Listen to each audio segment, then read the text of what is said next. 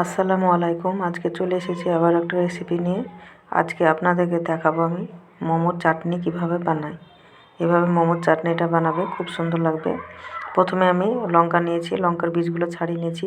এরপর একটা টমেটো কুচি, কটা রসুন আর একটু আদা কুচি করে নিয়েছি, আর একটু লেবু নিয়েছি। এরপর হাঁড়িটাকে আমি গ্যাসের চুলায় বসিয়ে দিয়ে এখানে একটা টমেটো আর রসুন, লঙ্কা আর আদাটা আমি দিয়ে দিয়েছি এখানে সিদ্ধ করতে। এটা ভালোভাবে সিদ্ধ হয়ে গেছে। এবার এখানে আমি একটা পাত্রে নামিয়ে নেব। এখানে আমি একটা পাত্রে নামিয়ে নিয়েছি। এরপর আমি যে টমেটোর খোসাটা থাকে সেটা ছাড়িয়ে ফেলে দিচ্ছি। এরপর আমি একটা মিক্সচার ব্লেন্ডারে দিয়ে এটাকে আমি ভালো করে পেস্ট করে নেব। টমেটোর যে শক্ত থাকে একটা বোঁটা, সেটা আমি ফেলে দিয়েছি। এরপর মিক্সচার ব্লেন্ডার দিয়ে হালকা একটু লবণ দিয়ে আমি এটা পেস্ট করে নিয়েছি। এরপরে কড়াইটা বসিয়ে দিয়ে এটাকে আদার একটা রসুনের যে গন্ধটা থাকে সেটা বের করে দেবো।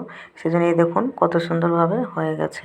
আর যে লেবুর রসটা আমি দেখিয়েছিলাম সেইটা লেবুর রসটা আমি এখানে দিয়ে দিয়েছি চাটনিতে। ভিডিওটি কেমন হয়েছে বলবেন।